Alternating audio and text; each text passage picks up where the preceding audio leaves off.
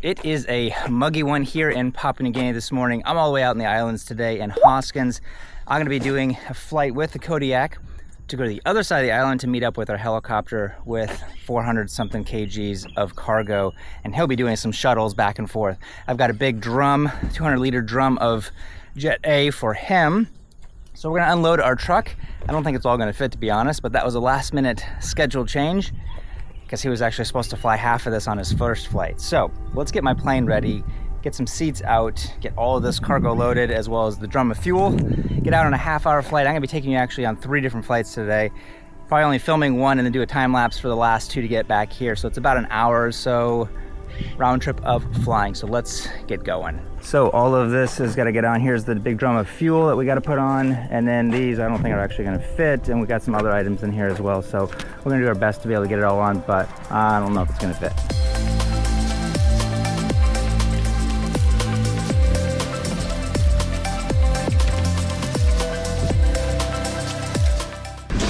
So I'm going to put these boards down so that these aluminum tracks do not get damaged by the heavy metal drum, because this is part of the structure of the actual plane.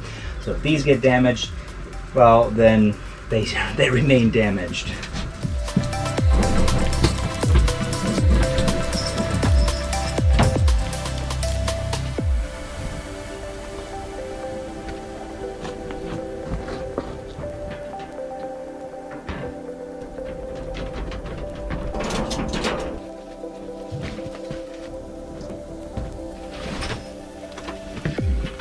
So the way I do my weight and balance is I load my plane first, and then I know what I have in each section.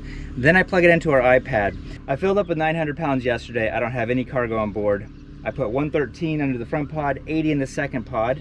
Our total, 606. And I have probably, let's say, 65 kgs in the rear hat rack. So I've loaded 258 kgs so far. So 606 minus 258 leaves us with 348 right here. Most of that weight's up at the front with that big drum of fuel, 185 kgs, but I'm just gonna divide it by 3, worst case scenario, back to right here, which is where my third row of seats are. So if I just divide that by, actually just by 1, yeah, let's do it by 2, okay? It's 174 kgs a piece. So 174, but I'm gonna change this down to 3,400 millimeters. That brings me back as far as I can to where the seat is. Worst case scenario, I am right here, and as I fly, my CG slowly but surely moves forward. Now, after doing like 10,000 of these, you can just really quickly tell on the loading if you're going to be out of CG or not. But we still run that weight and balance every single time because it gives us our takeoff performance and our landing performance.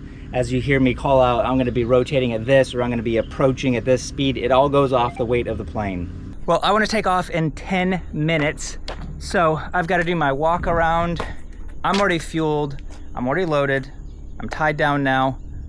I want to take off at 7:30. It's 7:15 right now, so I need to be starting up at around 7:25. So let's see if we can do that. We fueled up 900 pounds yesterday because trying to get fuel in the morning at these places is always a real pain. We're heading over to, where are we heading over? Jackanaw Bay. We're going Hoskins to JB, which I do not have in here. There we go. Let's go ahead and start, get my blowers going because it is so humid in here. It says it's 30 degrees outside, so at 7:35 in the morning.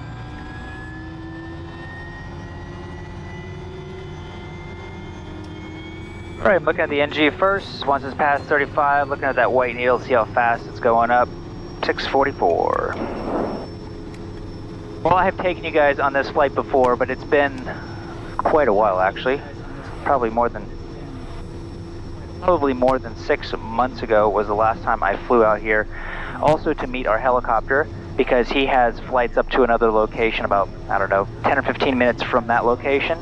So I'm bringing him fuel so he can do all the shuttles. So I'll be on the ground for a little bit waiting for him and helping him out. Once he's done, I'm out of there to go pick up one passenger at another location on the beach and then back over here. Okay, our fuel has been checked. Our selectors are both on. Our caps have been checked. Our controls just checked. Our systems and TAWs. We'll do systems now because I did not actually do systems earlier. So we're 1013 according to our secondary, and also, yeah, we're about 20 feet off the sea level because the ocean's just right over there, a few hundred meters. Our inlet, make sure that it goes all the way over to normal, and then we'll check our bypass and such while this thing is warming up. On my pitot heats, and I'm making sure that I'm seeing a drop in this. Actually, I'm not now because, well, just a tiny bit of one right there, because my alternator and my generator are charging my batteries right now. Check all my circuit breakers. Make sure that none of them have been popped. Now let's do a quick autopilot check. So I'm going to center up my heading bug. You can see right here, you can move it back and forth. Heading on here, and then I can twist this, and then my yoke is going to turn back and forth. So I'm just making sure that it's actually, everything's working. My vertical speed, if I crank that up to, you know, a lot, then this is going to start slowly going back. My trim wheel goes, I can turn off my other ones, and then I can see if I can override it by my hands. That's what I'm checking here on my autopilot. And you can see my rudder's all over here. I need to move it all the way to the other side though for takeoff. Morsby 8861 November Tango Zulu taxi. Go ahead and taxi on over to the runway though. November Tango Zulu, Morsby, go ahead. November Tango Zulu taxi, Hoskins, Jackanow Bay, 1 POB. November Tango Zulu, copy taxi, no report to traffic. November Tango Zulu. At this stage, no report to traffic. November Tango Zulu, and when company November Tango Alpha takes off, I will copy company traffic. November Tango Zulu, roger. Okay, no traffic, but I'm going to still check. All stations, Hoskins 127.1, Kodiak November Tango Zulu will be departing.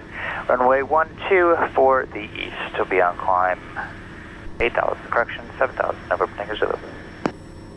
We are in Zulu today, so I need to get my hit mode standby. This is my radar, my wing, and it just warms up the gimbals so that it's not just flopping and they're turned off.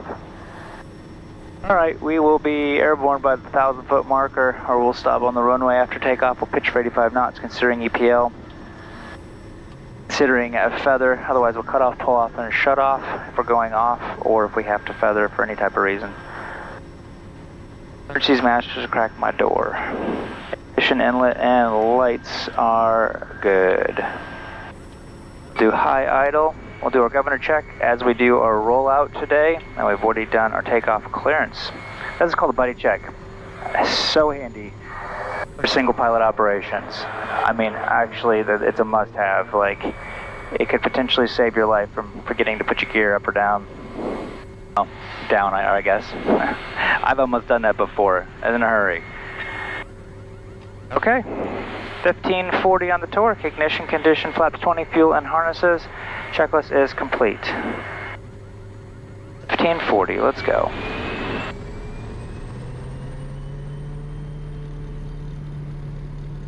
Torque is set, airspeed is now alive. ITT 724 and climbing, that's good. There's our 60 and rotate. Watch out, birds.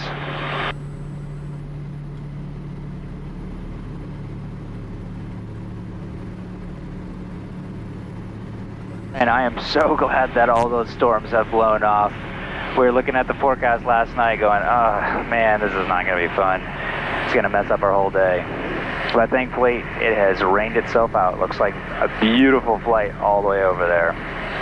Looking at right at 740 for my takeoff. And props push all the way forward. Should be at 2200. It's a couple low. Should be right at 2200. Once we're over 500 feet, we'll go 10 degrees of flaps. The nose just wants to drop, you can see. And then once we're over 90 and climbing, we'll go 0 degrees of flaps. As that's going, we'll also slowly pull our prop on back.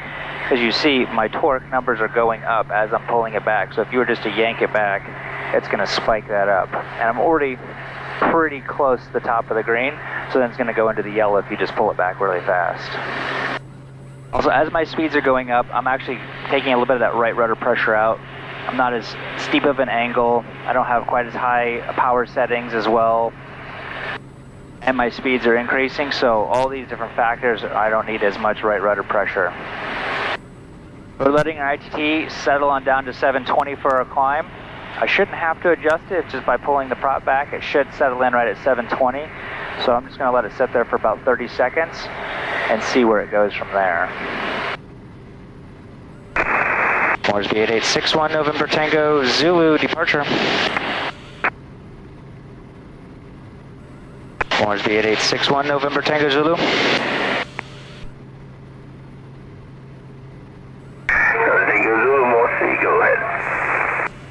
November Tango Zulu departed Hoskins 41.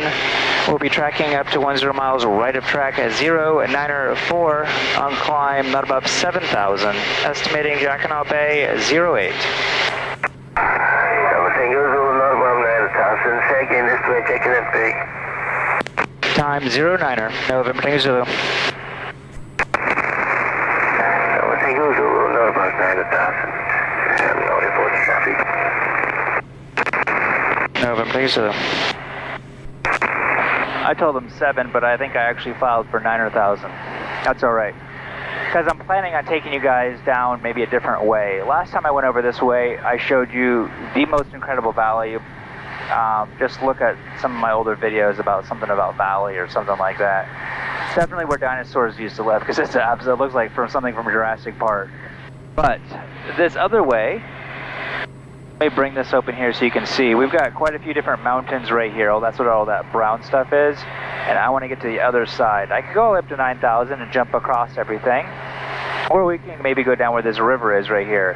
That's what my plan is, because I don't think I've taken you guys that way before. So we're just going to go up to maybe 5,000 feet.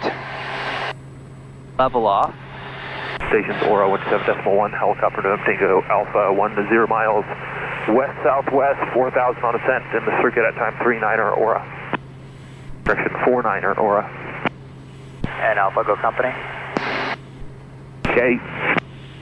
Hey, I am expected to get to Jackanaw Bay at 8:10. All right, perfect. Yep, that's about the time I'll be landing there. I think I'm going to plan to shut down so that we can just pack in as much as we can and refuel a little bit and then head out. Aura weather looks really nice right now, so hopefully it just stays that way. All right, sounds good. See you there. Yeah, and I can see all the way down to the coast of Jackanaw Bay. You won't have an issue either. Great. So my original goal was to be landing in Jackanaw Bay at 8 o'clock so that I had a little more time to unload this drum of fuel so I can get it set up and ready for Josh when he lands. I've got his fueling gear on board as well, so I'll show you how we do that, how we fuel the helicopter out of a big drum like this. We actually have an electric pump that plugs into the helicopter. So much easier. We used to have to like hand pump it, and it was like absolutely horrible because, you know, it's always by the coast where the humidity is like 98%.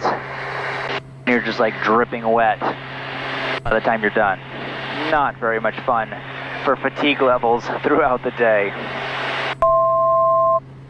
There's coming up to 5,000, just 200 feet below. That's what that chime is you guys always hear. When I'm approaching 200 feet or over 200 feet of whatever altitude I have in here, which is 5,000 today, it will chime to remind you, oh hey, you're going to blow past your altitude or you're almost there. Our speeds are definitely up, so let's bring our torque right on back to 1250, and I'm just slowly pushing in that left rudder pressure as I'm going. A couple of things I'm checking for as I'm getting my powers all set up is my torque, I'm looking for 1250. My ITT, as long as it's below 700, I'm good. My props, 2000. And my NG, obviously I don't want it over 101.8, I believe, which it's clearly not. And then the next is my fuel flow. We do all of our flight planning off 320 pounds per hour, so as long as that's below 320, I'm good. And really where that starts to change is right around somewhere between 4,000 and 5,000 feet. So I just say, you know, 5,000 feet and below, I'm going to be making sure that my fuel flow is the number I'm looking at. 5,000 to anywhere from 12 to 13,000 depending on which airplane we fly. This airplane's a little different than Echo and Kilo. And we think it's because one of the trim stick in the engine is a little bit different, so the ITT is reading a little bit different. I don't know a lot about it, but that's what I've been told. So I'm trying to keep that at 1250, and it will be below 700. But then over 13,000 feet, now I'm limiting myself with my ITT right at 700. Okay. I am going to take you down that valley today. Let's go back to heading mode on our autopilot, and we'll make a right-hand turn. And the reason why I do some of these different ways, even though I could just go up to 9,000, cut all the way across, I like going different ways. For one, it keeps it fresh for myself, but the biggest reason is because it familiarizes yourself with different routes to go when the weather is not allowing you to go in a straight line. Sure, it's easy just to fly the magenta brick line, but if there's a massive thunderstorm cell right there and I don't want to go through it, then I'm going to want to know different ways that I can get there. The safest, easiest way, and valleys are the way to do it. So if you fly the valley multiple times, then you familiarize yourself. Oh yeah, right around this corner it's a pretty sharp right turn, different things like that. And the more I've done that, I've been here now for flying since I started flying in 2015, so almost 10 years flying here. You really start memorizing the terrain, you memorize what the weather patterns do. Yes, there still are weather patterns, despite how crazy it does randomly it looks. It's not as random as you might think. And when the weather is bad, there's consistent spots that are open almost every single time. And to know which places those are, it reduces your stress levels by like 99%. That's something I haven't talked a lot about, but when I first did start flying here, learning all the different things, the weather, I mean, I started flying in Oklahoma where you know where the weather's coming 2 weeks in advance, and never had flown around mountains ever before really coming here. So it was very stressful for the first year and a half to 2 years until I really started to establish, like, okay, I really need to figure this thing out. I really need to figure out weather. I need to really figure out some more safe routes that I can take.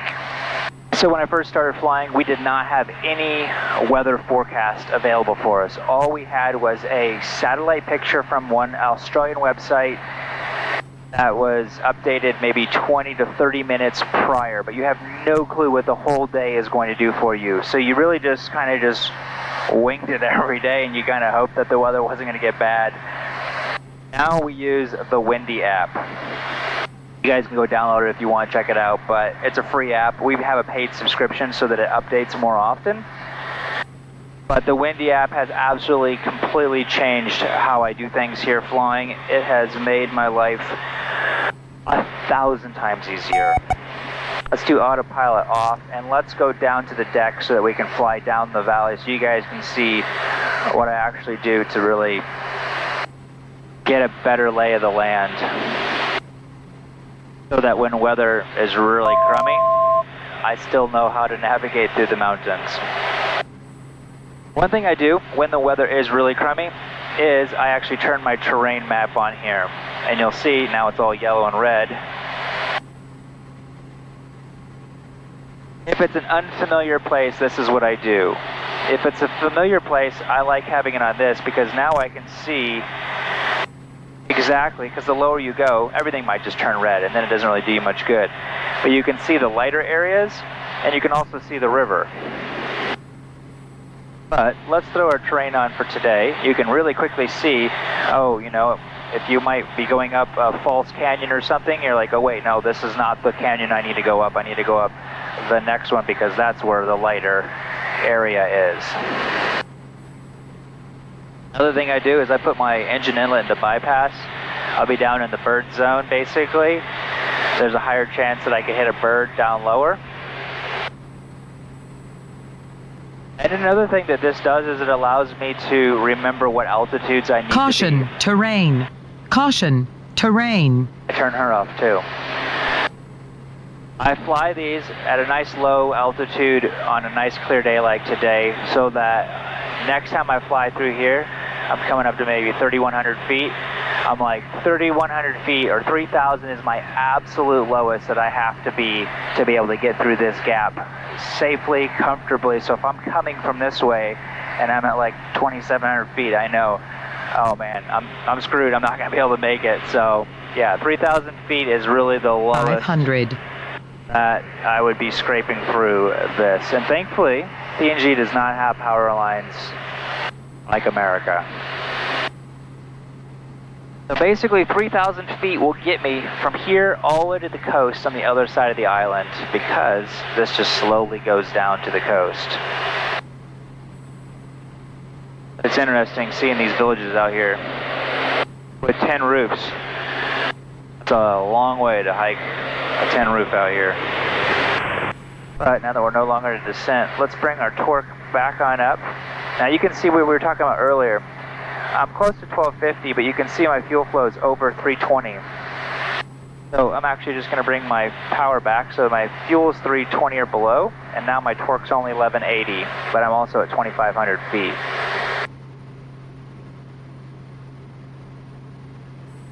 Now if you do live in the States or Europe or somewhere else and you're like, wow, that looks like so much fun, I want to go fly down canyons, I really highly recommend scouting out the area first at a higher altitude. Make sure there's not power lines, things like that. Look at your charts.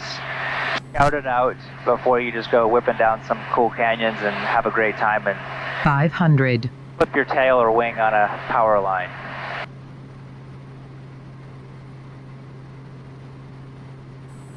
But as you can see, this gets pretty tight into this little corner right here. But on this chart now, or this map, you can show, oh, it's going to be a left-hand turn pretty hard up here. So if there are clouds low everywhere, you kind of know how to position yourself. So I'm going to go way over here to the right side of the valley so I can see further down that 500 way sooner. So if it was really crummy weather out, I'm positioning myself so I can do a 180 to get back out of here if I can't continue on. But I mean, it's a really nice day, so let's make a left-hand turn. And that river down there sure does look inviting. Color of the water is almost turquoise. Absolutely spectacular. Must be a lot of minerals in it. All the rapids look turquoisey looking. Not sure if you guys can see it, but there's all these clearings out on the sides of these hills. Those are all clearings for probably eventually potential gardens. That'd be rough to make a garden on the side of a hill like that. We're almost out of the valley. You can see out that way. I'm actually just going to pop up a little bit and start heading over more direct towards Jackanaut Bay. My next stop is going to be down here along the coast at Reno. Really beautiful place. So stay tuned to the end. I'm just going to do a time lapse from there to there. It's about 15 minutes, and then back over to Hotas. So if you'd like to see my flight back with some nice time lapse music, and if you like that kind of thing, I actually have a second channel where I have a lot more specific, like on the ground stuff. Most of it's aviation related right now, but I will be adding in more just kind of PNG culture, or different things like that. I have a video driving home, what it's like to drive in Papua New Guinea. 500 And then I also have, and that's beautiful,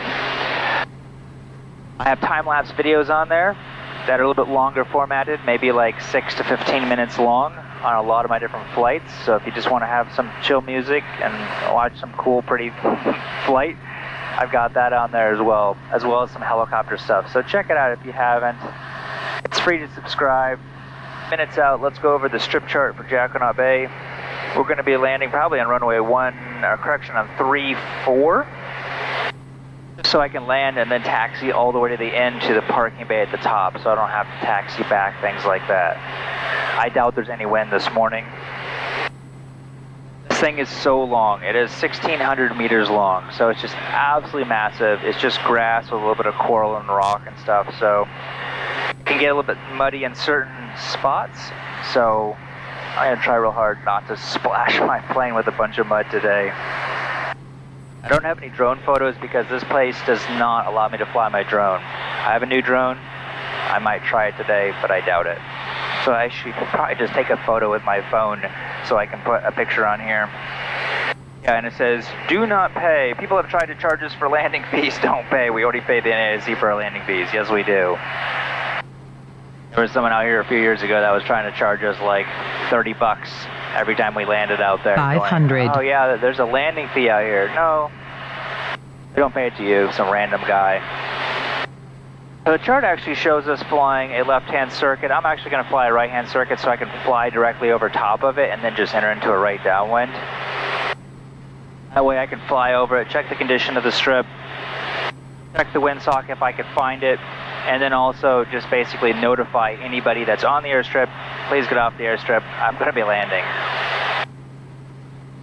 We're landing on runway 34, so if I flip this over here to 340, there we go, puts a line there. Let's turn off our terrain because I hate having it red and yellow. There we go. All stations, Jack and Bay. Kodiak November Tango, Zulu 10 miles to the west, 2,200 will be a circuit at time 11. All stations, Jack and Bay. Stations, Jack and Bay, November Tango Alpha, 10 miles to the northeast. We're at 2,400 circuit at 12. We have you on ADSB. November Tango. Stay tuned. When we get on the ground, what I'm going to do first is open up the pod so he can start unloading those. I'm going to jump up here, start unloading all of this so I can get this drum of fuel off because he's going to need fuel for his next few flights. So while I'm getting this ready, he can start carrying all the boxes over and start loading how he wants to his helicopter. I don't think everything is going to fit in, but that's just the way it's going to be. Go through our buddy check. Our fuel selectors are good. Our train awareness is off. Our landing speed with our weights today is 70 knots. Lights and inlet are done. If we have to go around, power up 20 degrees, pitch up for 12 degrees on our attitude indicator, and reset maximum torque because we are at sea level. Top end harnesses. All stations, Jack and Bay. November Tango Zulu joining the circuit. Will be flying overhead to join into a right downwind runway 34, Jack and Bay. Moresby at 861, November Tango Zulu. November Tango Zulu, Moresby. November Tango Zulu in the circuit, Jack and Bay. Cancel SAR, copy company, November Tango Alpha. November Tango Zulu, Jack and Bay, SAR terminated. No additional reported traffic. November Tango Zulu.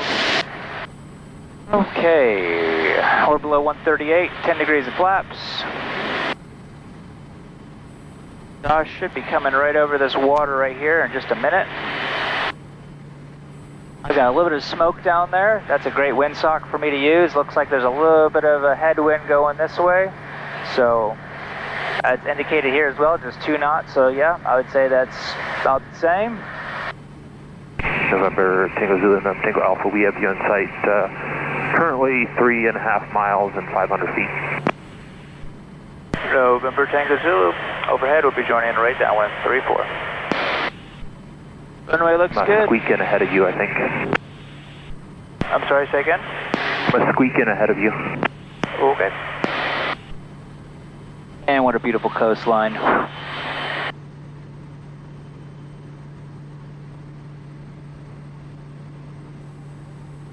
So I'm not getting too far out over the water because I don't have any raft or vest with me today. Let's make our base turn. 700 is 500 feet above the field. Let's go full flaps now though because I'm at 800 feet.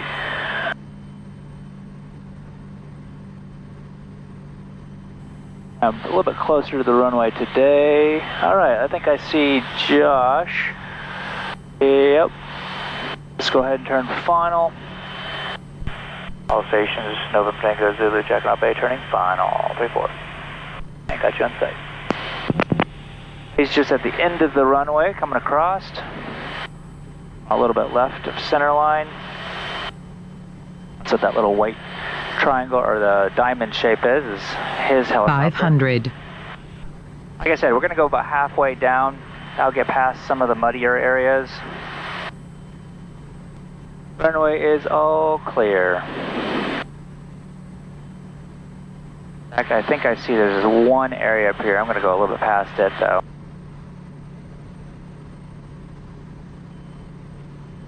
Right here where it's a little bit darker. Yeah, there we go.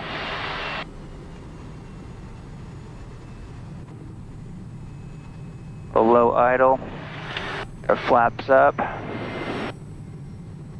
Stay tuned. We're going to unload this, fuel up his helicopter, and then some time lapses for the last part of this video.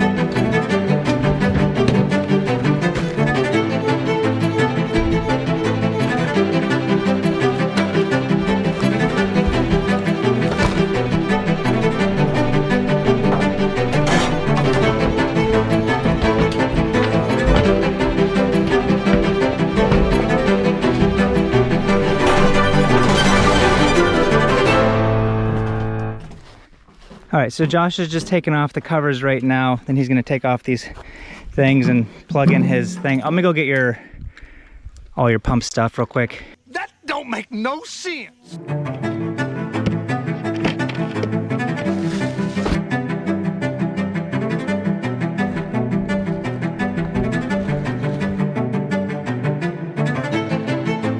So you're just watching the air bubble go up? Is that how you tell? Yeah, so just like a poor man's sight glass here. Here's your Jet A level. Basically, I'm gonna go to 33. Nice. So I don't have a gauge on the pump. Cool. But it's super accurate because we calibrated it. I'm out of breath and we're just about finished now. We're gonna put one more of those wire mesh things in here. Yeah, we're completely full up there, at least on space, not necessarily weight. Coming over here, we got the front seat filled up, and he's got one more flight after this one back here to pick up some of his gear and his passenger. Another rope over here. All right, Josh is loaded, ready to go. I'm gonna put a few of those items back in my plane, and then he's gonna be out of here. I'm gonna wait for one more rounder, but I'm just gonna film him leaving and then me leaving too. I'm amazed we actually got all that crap in there. It's the Honda Civic of the skies, man. Yeah, right?